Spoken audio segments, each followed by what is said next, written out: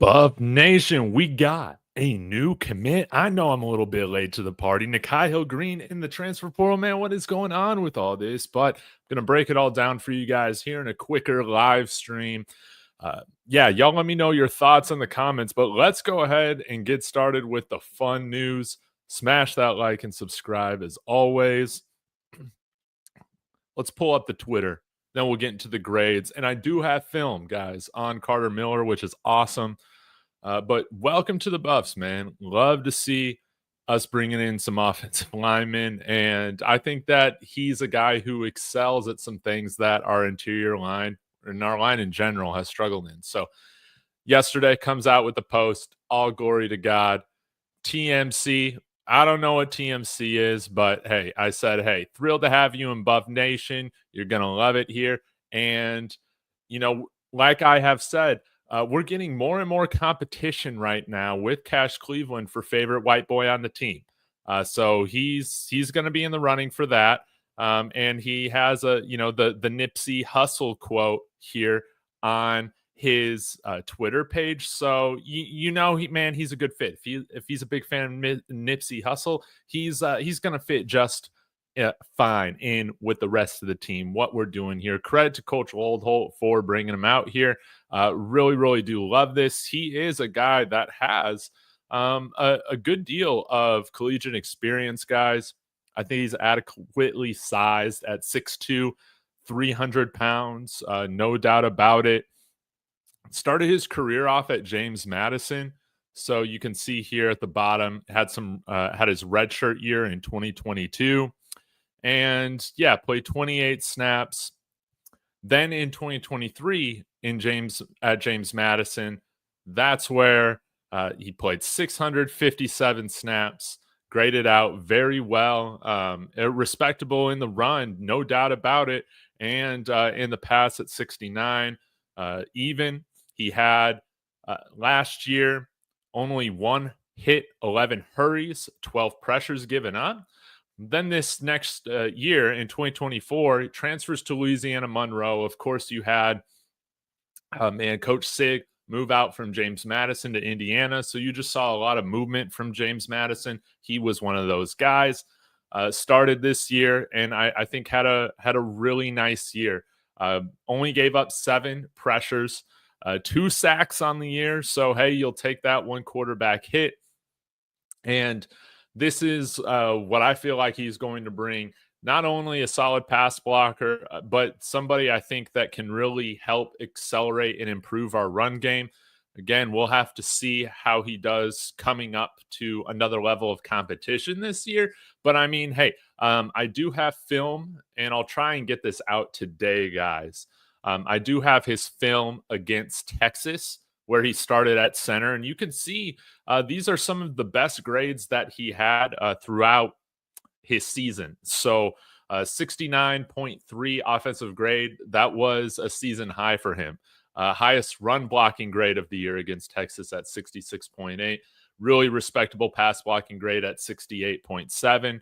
And he's somebody that I think is going to come in and he's going to compete for not only the starting center position. We'll see who else we bring in here.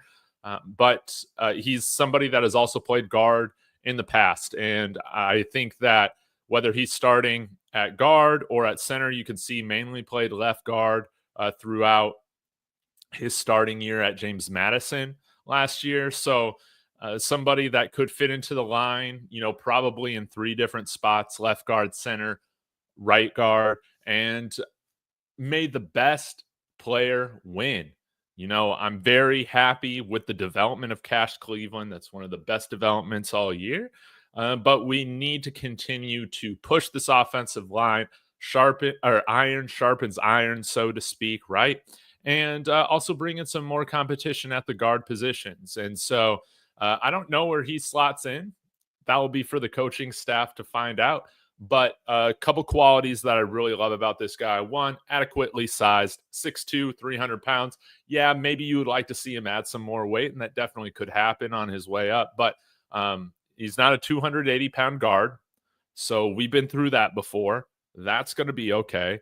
And he has experience starting at 2 different positions on the offensive line for seasons at a time. And I think that's really good. So started off at guard, then this past year played at center. And that also tells you that he's incredibly bright, very smart, to play center. You got to make sure that you're the one leading the communication, getting all the assignments in check, ready to roll. Carter Miller is another guy that provides that sort of dependability. And I think that he's going to be a fine addition to this offensive line. I really, really do love it. And I wanted to show this photo of him really quick too.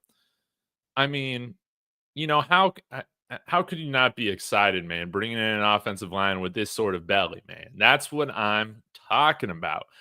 Quinn Miners, right guard of the Broncos, all pro, one of my favorite offensive linemen in the league, of course. He lets the belly breathe. And so when I see that, hey, I got a feeling you're a dog. So I really, really like that. Again, welcome to the Buffs. Carter Miller, you're going to love it here. And as a guy who's got, a lot of tattoos, I love his tattoo game as well. So really, really exciting. I love the fact that Carter Miller is here.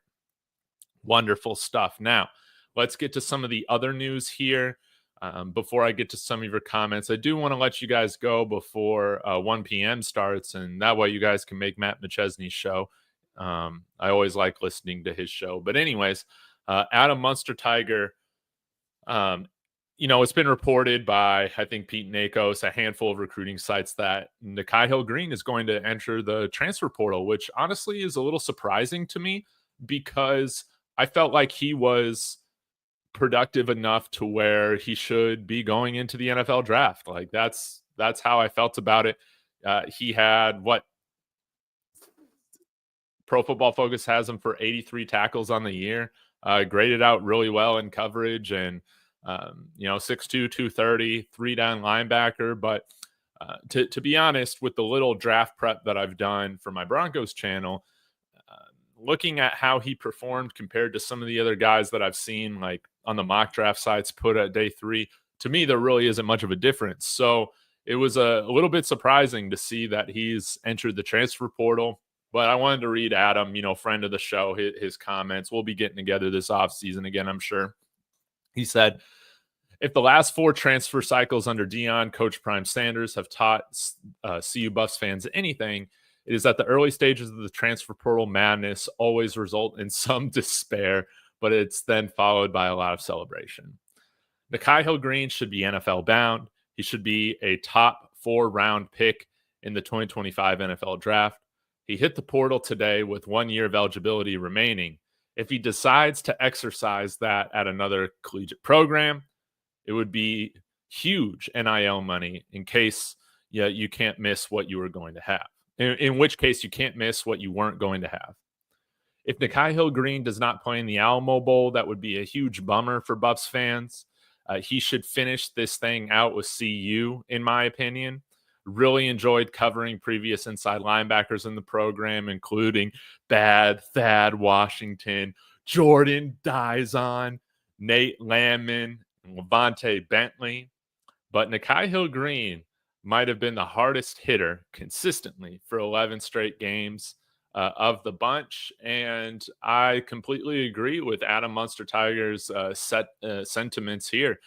I would love to see him finish this thing out the right way in the Alamo Bowl. Of course, we have players that are going to be draft day selections. Most notably, of course, our Heisman winner and the People's Heisman, Travis Hunter.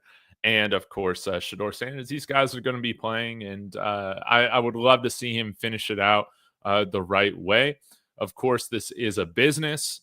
I do think that our staff, this is just the vibe that I get. We weren't planning to have Nikhai-Hill Green around because he should be NFL bound. That's how I feel about it too, which is why this thing really does surprise me. But let's talk about, the guaranteed money. If you're a guaranteed, okay, for instance, if you're like a 5th round pick, guys, in the NFL draft, you're guaranteed on your first contract, just guaranteed throughout those first 4 years, it's like $250K. So the guarantees aren't high.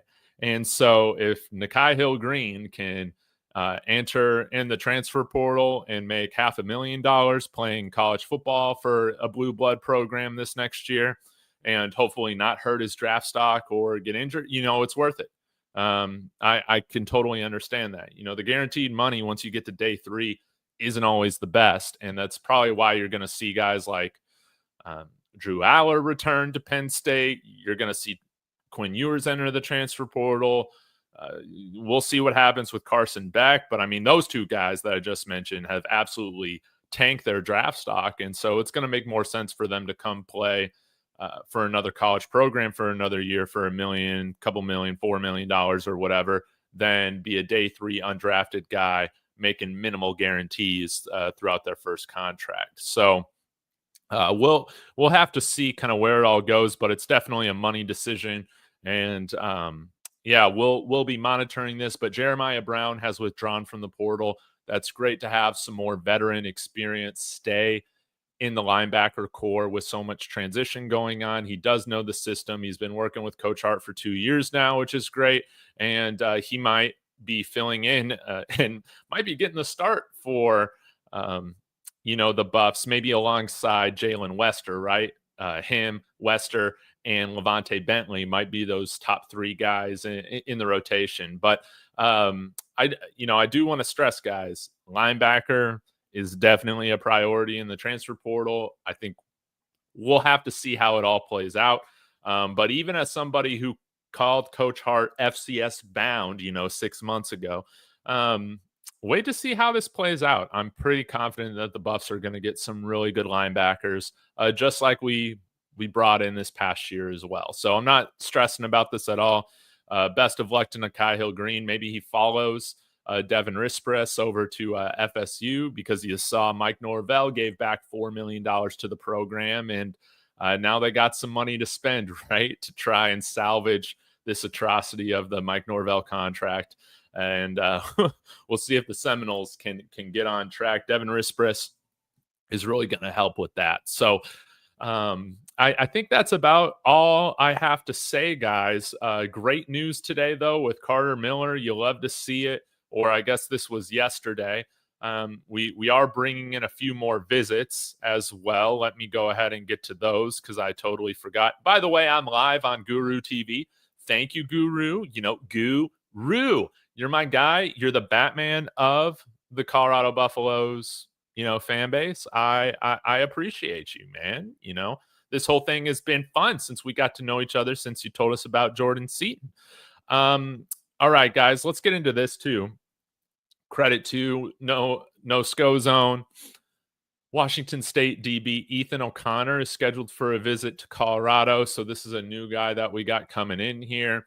Coming out of high school, CU was one of his top schools until the departure of Coach Durrell. Ethan is intrigued by playing both ways, like Heisman winner Travis Hunter. That's great. And, he's been at Washington State. So I guess you could call this like, he's like at a power 4.5 school, right? Or something like that. I guess that doesn't really make sense, but let me pull up his grades. I haven't had a chance to look into him yet. So you're going to get my first reaction to what this young man has produced on the field. So 6'1", 172 pounds. Of course, that falls right in line with the 6'1" plus corners that we have right now. That's just the physical archetype that Prime goes after. And I love having big DBs. I love being big in the back. All right. So this year started for Washington State. Really great coverage grade. So this is like half mainly Mountain West opponents, but man, who cares? 80 grade overall in coverage is fantastic. Tackles on the year, 34 tackles, 8 missed. So that's something he might have to clean up a little bit. Got a couple pressures. Let's take a look at the coverage grades over here. 51% completion percentage, 32 receptions on 62 targets. Okay, yeah, take that every day, no doubt about it. He gave up 3 touchdowns, but 4 interceptions and 6 pass breakups. This guy could definitely be the third DB that we need, in addition to DJ McKinney and Colton Hood. Both of those guys are going to have fantastic years, but a lot of question marks or uncertainty behind those two gentlemen right now. 61.6 NFL passer rating when targeted. So that's cool. Mainly plays on the outside. Um, Played a little bit of the slot, but yeah, if we bring him in, it's going to be interesting to see kind of who ends up playing the slot.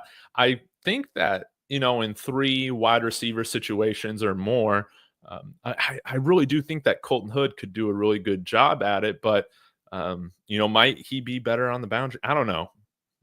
This will be interesting to monitor and take a look at. So yeah, really hasn't played many slot snaps at all. So I'll get to a few of your comments, guys, and then I'll get out of here. Again, we'll have a Carter Miller film review. As you can see, I'm just kind of going through here against his tape at Texas here. So I'll have that out later today for you guys to check out, along with any other breaking news that might come about.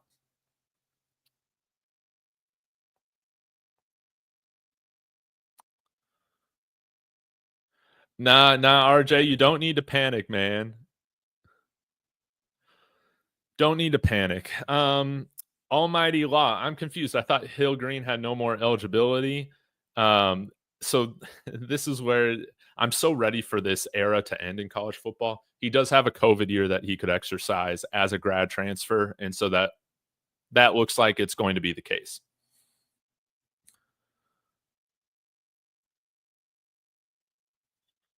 Is it official that he's not going to play in the bowl game? Oh, man, stop it, y'all. Stop it, y'all. I will fight y'all on this. Riss just doing his job, man. Congratulations to Riss for that promotion, getting hired back at FSU. It's all business, and FSU's got a lot of money to spend, man. So that doesn't surprise me. But man, Riss was great while he was here. He did so many great things, bringing in a lot of awesome recruits into the program. If Hill Green's out of here, man, that's just business, man. There's no hard feelings. And I believe Adam Munster Tiger has also put out a crystal ball today. I saw for Jaheim Otis, number one defensive lineman in the transfer portal from Alabama to Boulder, and he is in Boulder right now. So I love to see that. Again, I wouldn't imagine that, even though CU's got plenty of money to play with when it comes to player compensation, it's just my gut feeling that they're not at the level yet as some of these traditional blue bloods, such as FSU. And so we have to be very particular in where we're going to be, funneling maybe a little bit more of those higher paydays. It needs to be in the trenches. It needs to be on the lines. And I love to see that we're bringing in Jaheim Otis. No doubt about it. Hey, Shirley, hope you're having a great day. Merceau, hope you're doing well, buddy. Good to see ya. Jones, man, so many people in here, man. Yeah, and guys, it's really hard to judge. You know, again, we've been through this so many times now, and on this channel, we've been through it. Two seasons in a row now, where there's just a lot of panic at first. You remember, it always gets worse before it gets bad. Or before it gets better. You always hear the negative news really before the positive news. The guy's got to leave the program. Then you hear about everybody joining the program. That's really what it's all about. So this is just the normal cycle. The guys who are actually in the know about the program, which I am not, they've alluded to, there might be some surprises entering the portal. And I guess this is one of them, Nikhai-Hill Green. But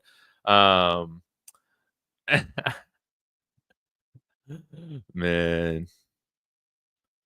Brady Bede says, Dave, do you think it hurt at all not having Prime and Company on campus this last weekend for the visitors? He's obviously our biggest closer. Maybe in some respect, but I think the big time guys that we're really bringing in are coming in this week and this weekend. Maybe, I mean, it didn't affect Carter Miller, which is great. Maybe, but I think that if Coach Prime was there this weekend, that means we wouldn't have a Heisman winner, all that sort of stuff. I think the Heisman stuff is much more important for the long-term trajectory of the program than being here on Saturday. So I'm pretty confident we're going to get the guys that we're going after for the most part.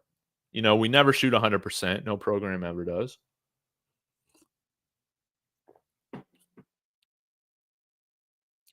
Gennaro's saying you appreciate the guy or you prefer the guy from Oklahoma.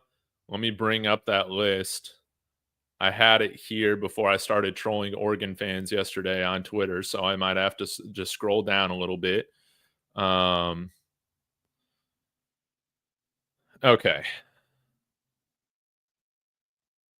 Here we go. We'll bring this up. So we'll see what happens with Buck Buchanan. I'm feeling very good about these three right now, guys. Carter Miller, obviously, you got to feel good with him here. Caleb Odom, I know that he might be going for another visit, but I feel very good about him coming here, as well as Xavier Atkins, really athletic linebacker from LSU, and he might be even more athletic than Nikhai-Hill Green. With great size as well. Still feeling good about Gabrielle Lightfoot of Fresno State.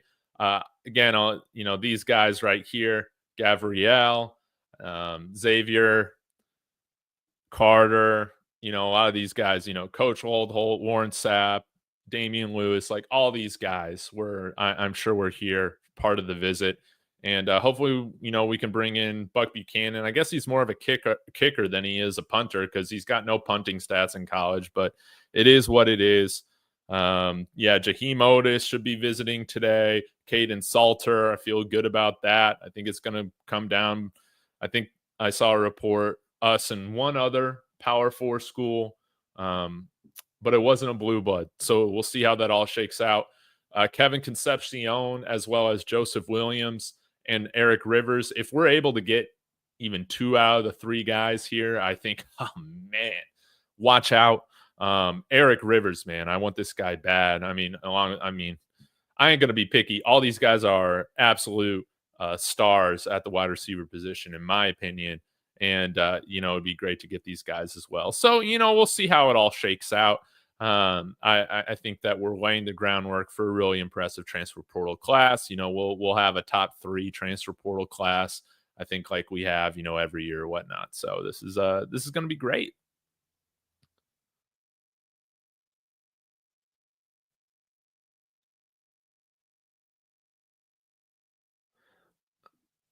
Russ, I'll push back on you a little bit here. Saying all respect to Russ, I was fine with him leaving, but taking the guys with him is disrespectful.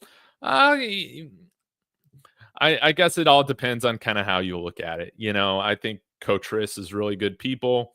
I would imagine that Coach Riss has talked with Coach Prime, about this move and about possible things. So I don't really see. I don't think that any of this caught Coach Prime by surprise. That's just my gut feeling on things. And I don't know. This is just part of the business, man. It just happens. Otis signed, not yet though, but crystal ball from Adam Munster Tiger. And Adam doesn't miss. So I think we're feeling great there. Yes. Oh, by the way, I didn't even look at that Oklahoma DB. Did I even have him on this list right here? I guess I didn't. So maybe if you remember his name, Gennaro, I can look him up. Hey, thanks, Ivan. Hey, we got good news to celebrate with Carter Miller coming out here and some A-grade beef to the offensive line. So, yeah.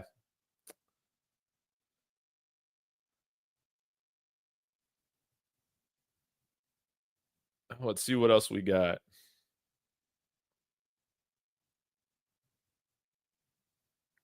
I agree, man. I think we got some dogs coming. I'm excited about this list. I think a handful of these guys will end up as Buffaloes, and I think that's going to be great. But you're not going to see any panic from me until the portal season closes, and then we kind of know what roster we have to work with, right? What some of our holes still are, but um, yeah.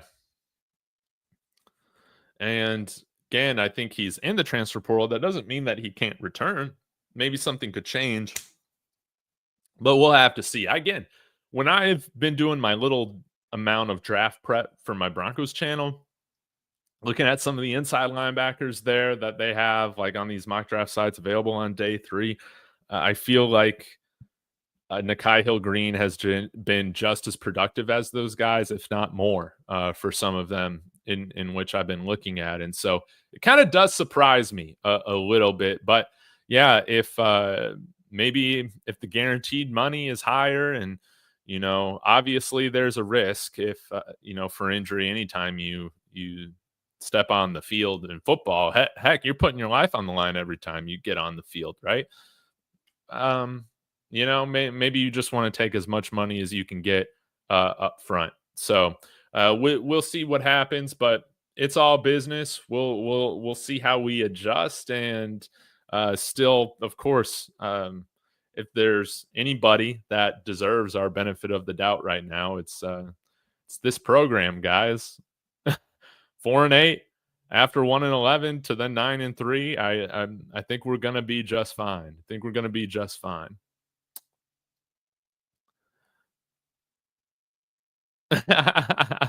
Yeah, although I am really excited about Mantrez Walker and some of the other linebackers that we have that are young in the room, I'm not going to go put on that expectation right now for any true freshman to be better than a 4-year linebacker, right? Or for 4-year players. So maybe he can develop into somebody better than Nikhai-Hill Green. We'll just have to see, but. Yeah, I think we're going to end up finding some really good players that, again, CU. What's also awesome is that this is just my read on things, is that we really don't overpay for players. We don't really have that luxury, but we've had a lot of great success bringing up guys that have been playing at the G5 ranks.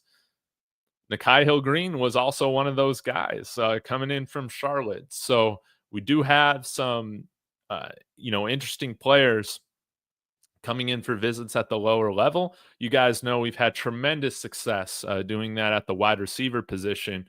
And so it's why you're not seeing us compete with maybe Florida for a Jonte Cook or Texas A&M for a Micah Hudson. We've proven that we can go find those guys that are experienced and talented at the G5 level and really ball out. Xavier Weaver, Jimmy Horn, LaJohntay Wester, right? So we'll see how it all goes down. But yeah, Kai, that's right. Let me get out to the scholarship chart here really quick. Active roster. Who do we got in here at linebacker? Yeah, Kyron Garcia. He was a freshman. We got Trenton Hood, family member, I believe cousin of Colton Hood. Jalen Wester, I think he could have a much better year, after being in the system for another year, and we'll see what happens with with Trevor Woods. Jeremiah Brown, is back, but Trevor, I just see more as a kind of a depth piece. I don't really want to be relying on Trevor right now as a starting linebacker unless he really has recaptured his speed he had at the safety position. But putting on that weight, I mean, we saw how that looked the first 2 games of the season. Just wasn't looking great. Gage Goldberg's a walk-on. Man, I really don't know what to expect. But Mantrez Walker, I'm excited for him. But yeah, inside linebacker can be a tough position to play early on. We'll see how it all shakes out. We'll see who else comes in here. I'm hoping that we can grab the guy from Jacksonville State, Reginald Hughes, really productive guy from the G5 ranks. Again, reminds me a lot of kind of the similar profile and build as Nikhai-Hill Green. So I think we're going to bring in great players, guys. I am freaking out. All right, guys, I'm going to get out of here again. I'll be back if I see any breaking news today, but going to be working on this Carter Miller film room. So that's going to be fun, taking a look at how he performed against Texas this year.